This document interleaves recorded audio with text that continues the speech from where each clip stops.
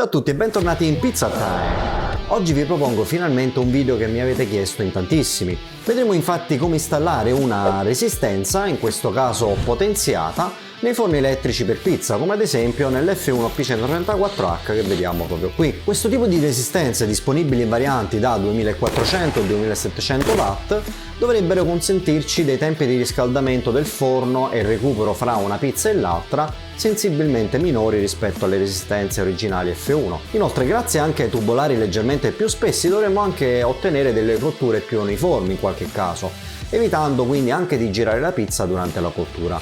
L'installazione, come vedremo, è semplicissima, si completa in appena 5 minuti ed è fattibile da chiunque. Vi lascio poi in descrizione a questo video i dettagli su come richiederla o acquistarla.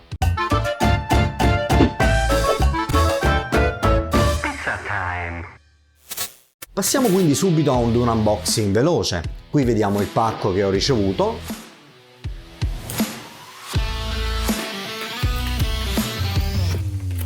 Ed una volta aperto possiamo dare una prima occhiata alla nuova resistenza.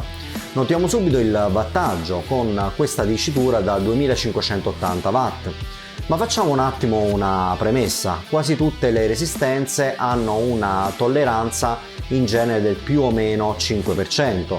Il valore viene settato dando come parametro fisso il voltaggio, che in questo caso è ovviamente 230 volt, quindi quello che leggiamo qui, 2580, è il valore reale, effettivo, misurato a 230 volt, ma in uno scenario reale casalingo la tensione è inferiore ovviamente ai 230 volt e quindi questa resistenza sarà in realtà una 2400-2450 watt a seconda dei casi.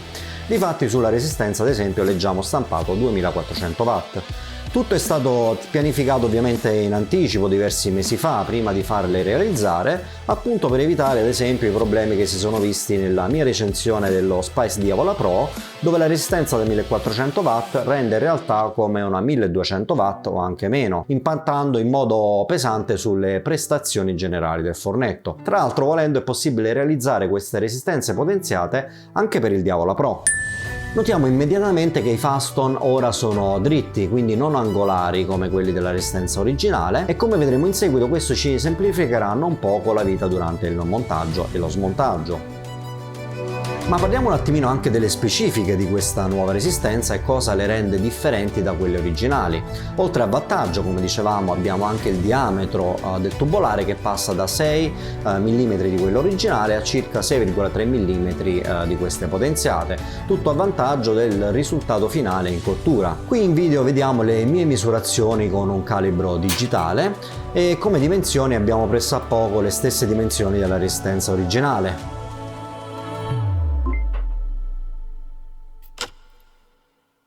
Per quanto riguarda i materiali, parliamo di acciaio inox 304, quindi una lega di acciaio inox austenitico, così come molte altre leghe inox, come vediamo ad esempio da questa tabella. Quindi un acciaio sicuro e perfetto per utilizzo alimentare, e si tratta praticamente dell'acciaio delle batterie di pentole che utilizziamo tutti da diverse generazioni in casa. Notiamo anche come tutte queste pentole sono quotidianamente a contatto con la fiamma viva del fornello, che arriva a circa 800 gradi e anche oltre, quindi potete capire come si tratti di un acciaio super sicuro per utilizzo alimentare.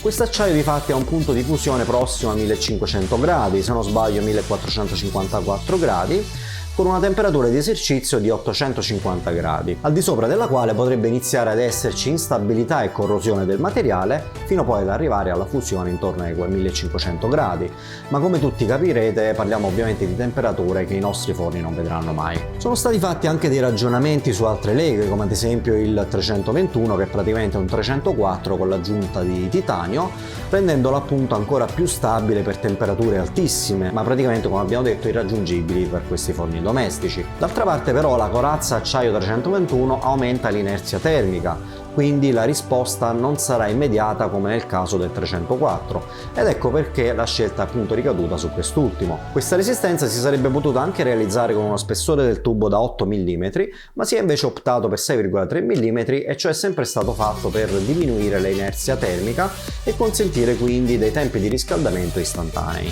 Ma passiamo ora a quello che interessa a tutti voi, e cioè il montaggio. Per prima cosa rimuoviamo il nostro biscotto dal forno. Piuttosto che aprire tutto come faccio io, ovviamente potete anche solo operare rimuovendo il pannello posteriore, ma ho trovato utile fare un controllo interno e una pulitina al tutto. Svitiamo le 3 lunghe viti frontali, le 2 viti su ogni lato ed infine le 8 posteriori.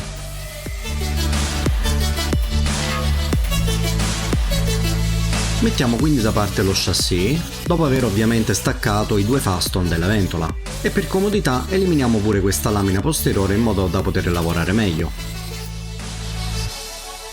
Qui vediamo la resistenza originale da 2100 watt, che rimuoveremo semplicemente svitando queste 2 viti. Una volta svitata la tiriamo leggermente verso di noi e stacchiamo i faston che vanno alla resistenza. Il prossimo step sarà quello di sfilare la resistenza dal suo fermo. Potete farlo semplicemente stringendola al centro e negli altri punti. Ma purtroppo non verrà via in nessun modo, e ciò a causa dei faston angolari. Io ho semplicemente risolto con una pinza, in questo modo, e quindi poi la resistenza è venuta via in pochi secondi. Prendiamo quindi la nuova resistenza e per prima cosa noteremo che non entra nel fermo a causa del diametro maggiorato, ma niente paura, si risolve semplicemente flettendo leggermente il fermo nella parte centrale con delle semplici pinze. Aiutatevi sempre con le pinze se necessario anche negli altri lati del fermo. Dopodiché la resistenza entrerà molto facilmente nel suo alloggiamento e il risultato sarà come quello che vedete qui.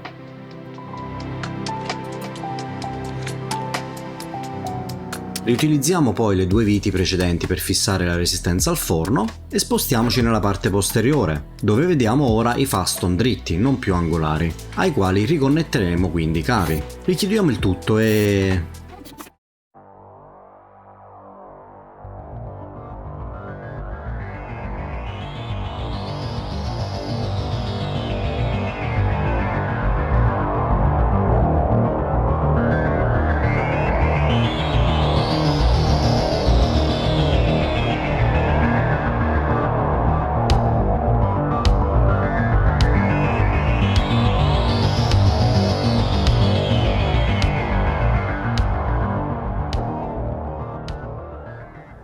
Siamo ora pronti ad una prima accensione veloce per vedere appunto se funziona.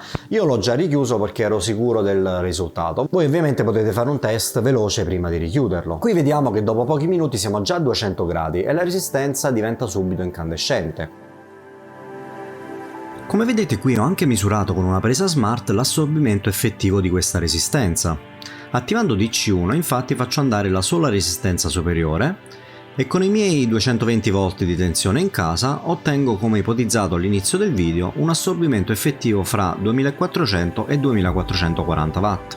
Attivando invece DC2 facciamo andare la sola resistenza inferiore, quella originale F1 da 900 watt, e vediamo che l'assorbimento effettivo è di poco inferiore ai 900.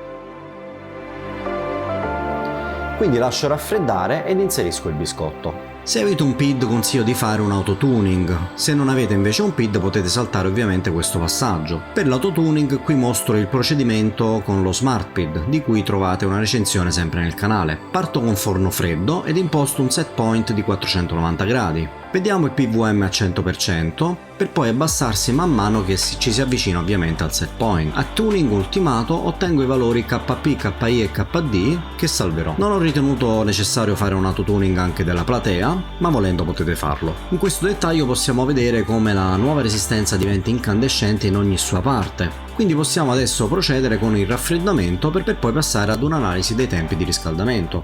Per quanto riguarda i tempi di riscaldamento e recupero ho fatto un video prima e dopo, così che possiamo misurare precisamente i tempi in entrambi i casi. I test che vedete sono fatti con il biscotto da 3,5 cm di spessore che avevo in dotazione con il mio F1 e voglio precisare che in casa ho un normale contatore da 3 kW che ha retto senza problemi in tutte le situazioni. Iniziamo con la resistenza originale da 2100 W, imposto un set point di 500 gradi per la resistenza superiore e 380 per quella inferiore. Dopo il video purtroppo mi sono accorto che il display era troppo luminoso, quindi non si legge l'orario, vi scurisco il dettaglio così potete potete verificare. Partiamo quindi alle 19:55 e dopo 24 minuti la resistenza superiore ha raggiunto il set point di 500 gradi, quella inferiore però è ancora a 350. Dopo 28 minuti però notiamo che anche la resistenza inferiore arriva a temperatura. Facciamo lo stesso test con la resistenza da 2400 watt. Per comodità questa volta avvio il timer e possiamo leggere l'orario del forno della cucina. Dopo appena 5 minuti dall'accensione del forno la resistenza superiore è già a 300 gradi. A 10 minuti siamo a 450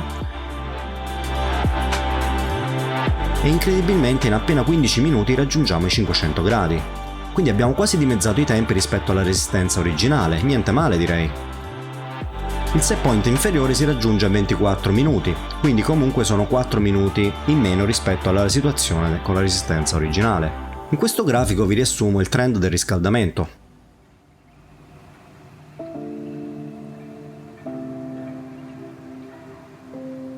Per quanto riguarda i tempi di recupero, una volta tolta la pizza dal forno la temperatura scende a 430 gradi, la resistenza originale impiega 1 minuto e 20 per raggiungere i 480 gradi, mentre qui vediamo la resistenza da 2400 watt che raggiunge i 500 alle 20:23. Alle 20:28 togliamo la pizza e la temperatura scende a 430 gradi e dalle 20:30 si torna a 500 gradi, quindi abbiamo appena 2 minuti di recupero. Qui vi mostro un grafico di riepilogo.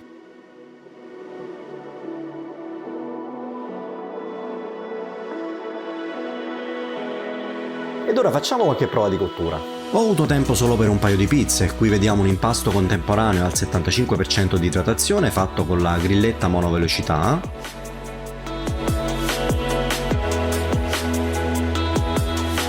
Ed abbiamo anche il mio classico impasto verace per pizza maculata. Iniziamo con l'impasto di napoletana verace. Condisco una diavola direttamente su pala a barella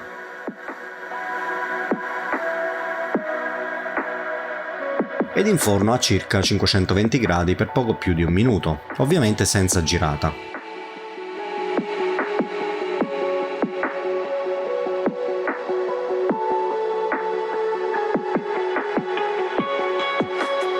Ed ecco il risultato finale. Nonostante fosse la prima pizza cotta dopo l'accensione del forno, la base non è eccessivamente bruciata.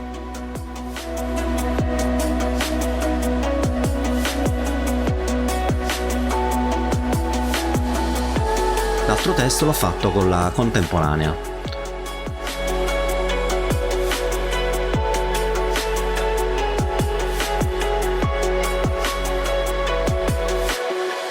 Una provola patate e salsiccia e chips di parmigiano, cotta a 100 gradi in meno e per circa il doppio del tempo.